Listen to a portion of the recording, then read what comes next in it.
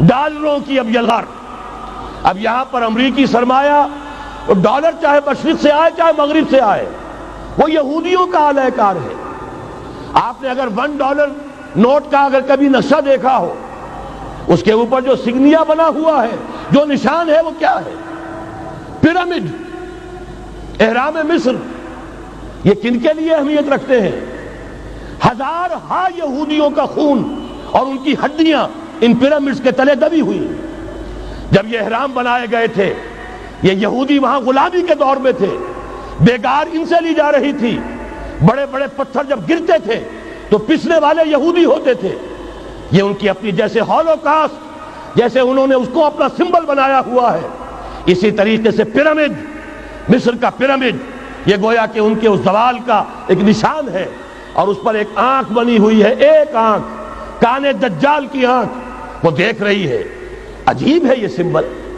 نیچے لکھا ہوا ہے نووس آرڈو سکلورم، اور یہ در حقیقت 1776 جو نیچے لکھا ہوا ہے وہ رومن حروف کے اندر یہ 1776 ہے جو میں بتا چکا ہوں آرڈر آف ایلومیناٹی وساپ نے قائم کیا تھا. عام دنیا یہ سمجھتی ہے کہ شاید یہ امریکہ کا یوم آزادی ہے، سن آزادی ہے. 1 مئی اس آرڈر آف ایلومیناٹی کی تاسیس 1 مئی کو ہوئی ہے. یہ 1 مئی جو منایا جاتا ہے دھوکہ یہ دیا گیا ہے کہ یہ شکاگو کے جو مزدور ہیں ان کی یادگار ہے. حقیقت میں یہ 1 مئی اور 1776 آرڈر آف دی ایلومیناٹی کی تاسیس کی تاریخ ہے. ڈالر میرے اس دیش کو ناپاک نہ کرنا. اور میں تو انہیں داد دیتا ہوں جو کچھ انہوں نے، شاعر کہتے ہیں اس کو جو صاحب شعور ہے، اس صاحب شعور نے جو مشاہدہ کیا ہے کہ ڈالر آئے گا تو کیا آئے گا ہمارے ہاں. میری تو فکر کے اندر رچ بس گیا ہے.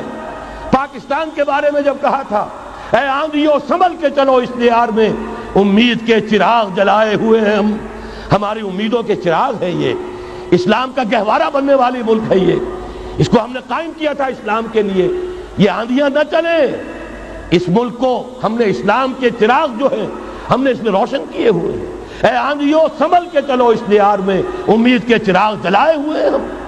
بہرحال یہ تیسرا سیلاب ہے، ننگی سرمایہ داری جس کی پھر لعنتیں ہوتی ہیں. ایک طرف فقر، ایک طرف احتیاج، ایک طرف بھوک، ایک طرف دولت کے انبار. پہلے بھی ہمارے ہاں فرق کم نہیں ہے، لیکن اب جو ہوگا اگر یہ بات پوری ہو گئی تو وہ ننگی سرمایہ داری. اور سرمایہ داری ہی در حقیقت یہود کا سب سے بڑا ہتھ کنڈا ہے. یہ بینکنگ کا نظام، یہ سارا کا سارا سودی نظام، یہ IMF، یہ ورلڈ بینک، یہی تو ان کے سب سے بڑے ادارے ہیں. تو واقعہ یہ ہے کہ 3 طرف سے ہم پر حملہ ہو رہا ہے. اور یہ سود کے بارے میں کیا کہا تھا اقبال نے؟ از ربا آخر چمی زائد فتن.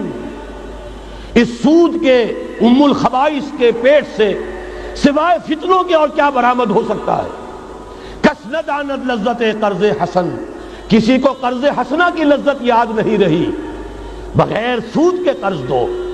تمہارے پاس فاضل رکھا ہوا ہے، کسی بھائی کو دو کہ وہ اپنی معاشی گاڑی کا پہیہ چلا لے، پھر اصل واپس لے لینا.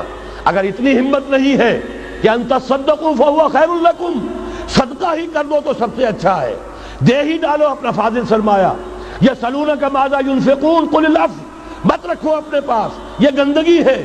لیکن اگر بڑے ہی کم ہمت ہو تو کم سے کم قرض حسنہ دو، اپنی اصل رقم واپس لینا. کس نہ دانت لذت قرض حسن. از ربا جاں تیرا دل چو خشت و سنگ. اس لیے کہ سود کے ذریعے سے انسان کے اندر تاریکی پھیل جاتی ہے. دل جو ہے اینٹ کے مانند، پتھر کے مانند سخت ہو جاتا ہے، کٹھور. ثم قست قلوبکم فہی کالحجارۃ او اشد قسوہ. آدمی درندہ بے دندان و چنگ، اور انسان بغیر اس کے کہ بھیڑیوں والے دانت ہوں اور بھیڑیوں والے پنجے ہوں بھیڑیا بن جاتا ہے. بہرحال اب کرنے کا کام کیا ہے اس کو سمجھیے. اس پوری صورتحال کا میں نے آپ کے سامنے نقشہ پیش کر دیا. ایک طرف مغرب سے نیو ورلڈ آرڈر، جو جیو ورلڈ آرڈر ہے، اس وقت کی سپریم پاور آن ارتھ امریکہ کی سرپرستی میں بڑی تیزی کے ساتھ حملہ آور ہے. دوسری طرف وَمَكَرُوا وَمَكَرَ اللَّهُ وَاللَّهُ خَيْرُ الْمَاكِرِينَ۔ اللہ کو پامردی مومن پہ بھروسہ، ابلیس کو یورپ کی مشینوں کا سہارا۔